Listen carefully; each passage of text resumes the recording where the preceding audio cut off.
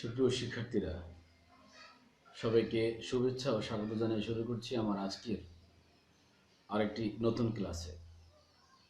আজকে আমি আলোচনা করব তোমাদের দ্বন্দ্ব সমাস নিয়ে। গত ক্লাসে সমাসের যে প্রাথমিক আলোচনাগুলো ছিল সেগুলো নিয়ে কথা বলেছি। আজকে ইনশাআল্লাহ আলোচনা করব দ্বন্দ্ব সমাস নিয়ে। দ্বন্দ্ব সমাসের কথাটা শুনলেই কানে হঠাৎ করে একটু বেজে ওঠে যে দ্বন্দ্ব তাহলে কি কোনো ঝগড়াঝাটি বা এই জাতীয় কিছু কিনা। আসলে ব্যাপারটা ওরকম কিছু না। আবার একেবারে দ্বন্দ্বের কথাটা যে ফেলে দিব সেই সুযোগটাও কিন্তু নেই। দ্বন্দ্ব মানে কি, দ্বন্দ্ব তখনই হয় যখন গুরুত্ব সমান থাকে। দ্বন্দ্ব তারাই করে যাদের মধ্যে যারা নিজেরা মনে করে যে আমার গুরুত্ব ওর চেয়ে বেশি, আর ও মনে করে আমার গুরুত্ব ওর চেয়ে বেশি। অর্থাৎ তারা নিজেরা নিজেদেরকে প্রত্যেকেই গুরুত্বপূর্ণ মনে করে, আর এ কারণেই তখন দ্বন্দ্বের সৃষ্টি হয়। তো এই দ্বন্দ্ব সমাসের যে ব্যাপারটা, সেটা হচ্ছে কিছুটা ওরকম মনে হয় যে এখানে দ্বন্দ্ব সমাসের সংজ্ঞাটা যদি আমি চাই, যে দ্বন্দ্ব সমাস কাকে বলে, যে সমাসে প্রত্যেকটি সমসমান পদের অর্থের সমান প্রাধান্য থাকে। সমসমান যে পদগুলো রয়েছে তাদের অর্থের গুরুত্ব থাকবে সমান।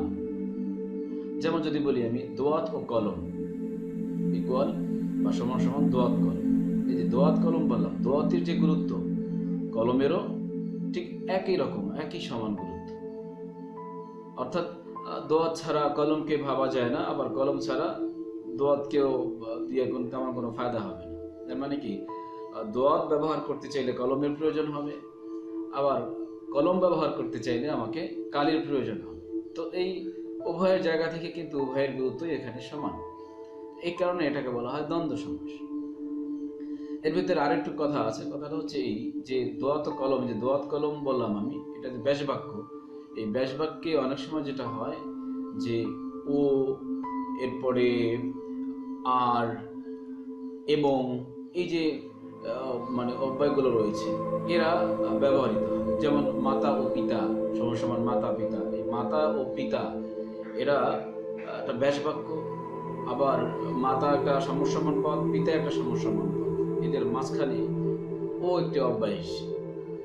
এটাই অর্থাৎ মাঝে মাঝে এরকম হয় যে ও এবং আর, এই কথাগুলো ইংলিশে এগুলোকে বলা হয় কনজাংশন, বাংলা বলা হয় অব্যয়। এরা কি হয়, এরা এই সমসমান পদগুলোর মাঝখানে কখনো কখনো প্রয়োজনে ব্যবহার হয়। এটা বলা হচ্ছে দ্বন্দ্ব সমাসের ক্ষেত্রে।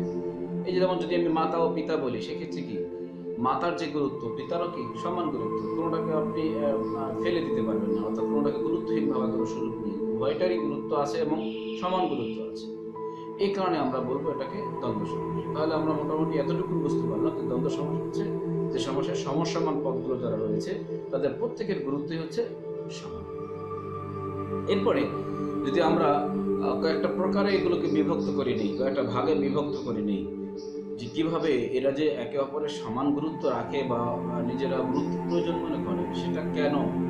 দেখেন, এখানে যদি আমরা বলি মিলনার্থক শব্দযোগে, মিলনের ক্ষেত্রে, যেমন মা বাপ, হ্যাঁ, মাসি পিসি, জিন পরি, চা বিস্কুট ইত্যাদি, এখানে মিলনের কথাটা কেন আসছে? মিলনের কথাটা আসছে এই জন্য যে একটা সম্পর্ক এখানে কাজ করছে, একটা সম্পর্ক এখানে কাজ করছে। এই কাজ করার কারণে, যেমন চা বিস্কিট, চায়ের সাথে বিস্কিটের একটা গভীর সম্পর্ক আছে, চিরায়িত সম্পর্ক আছে। মা বাবা মাসি পিসি না হয় নাই বললাম, এই যে চা বিস্কিটের কথাগুলো আমরা বলি, চা চা কথা আসলেই কিন্তু সেখানে বিস্কিটের কথাটা চলে আসে।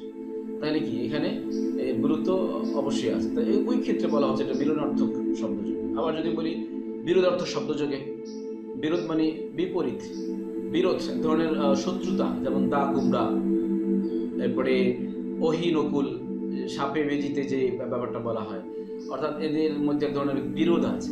তো এই বিরোধের ক্ষেত্রেও কি এটা দ্বন্দ্ব সমাস। আবার এখানে দা কুমড়া, দায়ের যে গুরুত্ব কুমড়ারও সমান গুরুত্ব আছে, তা আমরা ওইভাবে দ্বন্দ্ব সমাস বলতে পারি। আবার এদের মধ্যে সম্পর্কটাও কিন্তু বিরোধ। এবার আর একটা হচ্ছে বিপরীতার্থক, যেমন আয় ব্যয়, হ্যাঁ। এবারে অঙ্গবাচক, যেমন হাত পা, এরা এক একটা অঙ্গ, সেই ক্ষেত্রেও আমরা এগুলোকে দ্বন্দ্ব সমাস বলতে পারি। সংখ্যাবাচক, যেমন 7-5 বলেন অনেক সময় যে 7-5 ভেবে কথা বলেন, এরকম সংখ্যার ক্ষেত্রে কিন্তু এই ব্যবহারটা উঠে আসে। এবার আরেকটা হচ্ছে সমর্থক শব্দ যোগে, যেমন হাট বাজার, হাট যা বাজারও তাই। তো ওই ক্ষেত্রে সমর্থক শব্দের ক্ষেত্রে দ্বন্দ্ব সমাসের ব্যবহারটা উঠে আসে। আর একটা হচ্ছে প্রায় সমর্থক, মানে পুরোপুরি সমর্থনযোগ্য না, প্রায় সমর্থক, যেমন কাপড় চোপড়। কাপড়ের সাথে আমরা চোপড় কথাটা বলি, যদিও চোপড়টা অভাবে ব্যবহার হয় না, কিন্তু কাপড় বললে সেক্ষেত্রে চোপড় কথাটা চলে আসে। পোকার সাথে মাকড় আসে, মাকড় হচ্ছে মাকড়সা, তাই পোকা মাকড়সা তো এক ধরনের পোকাই। তো ওই প্রেক্ষাপটে মানে প্রায় সমর্থক যোগ। এবার দুটি সর্বনাম যোগ, যেমন যা তা। আমরা তো জানি সর্বনাম বলতে তো বোঝায় যে নামের পরিবর্তে যেগুলো ব্যবহার করা সেগুলোকে কি বলা হয়? সর্বনাম। তাহলে যা তা সর্বনাম। দুটি ক্রিয়া যোগে, যেমন দেখাশোনা, দেখা আর শোনা, এগুলো কি? দেখাও একটা কাজ, শোনাটাও একটা কাজ। আবার দুটি ক্রিয়া বিশেষণ যোগে, যেমন ধীরে সুস্থে। ধীরে ধীরে, ধীরে সুস্থে, দুইটাই কিন্তু এক ধরনের ক্রিয়া, আবার এক ধরনের বিশেষণ, ঠিক আছে? আবার দুটি বিশেষণ যোগে, যেমন ভালো মন্দ। বিশেষণ তো আমরা জানি দোষ, গুণ, আবস্থা, সংখ্যা, পরিমাণ ইত্যাদি। এভাবে এখানে আমরা যতগুলো উদাহরণ দেখলাম, প্রত্যেকে কিন্তু যে শব্দগুলো ব্যবহার করা হয়েছে, প্রত্যেকের মধ্যে সেখানে বিপরীত হোক, মিলনার্থক হোক, বিশেষণ যোগে হোক, যেভাবেই হোক, প্রত্যেকের গুরুত্ব কিন্তু এখানে সমান। এটা কিন্তু স্পষ্ট। সুতরাং দ্বন্দ্ব সমাস সেটাই যেখানে সমসমান পদগুলো যারা রয়েছে তাদের গুরুত্ব সকল ক্ষেত্রে কি হবে? সমান হবে। তাহলে আশা করি তোমরা মোটামুটি বুঝতে পেরেছ। এই হচ্ছে দ্বন্দ্বের যে প্রাথমিক আলোচনা যেগুলো প্রয়োজন হয়, সেগুলো হচ্ছে মূল আলোচনা, দ্বন্দ্ব সমস্যা। আশা করি তোমাদের দ্বন্দ্ব নিয়ে কোনো সমস্যা থাকবে না। আর যদি কারো কোনো সমস্যা থাকে, অবশ্যই তোমরা কমেন্টসে আমাকে লিখে জানাও, আমি ইনশাআল্লাহ সেটা নিয়ে আলোচনা করব। সবাই ভালো থাকবে, সুস্থ থাকবে এবং নিরাপদে থাকবে।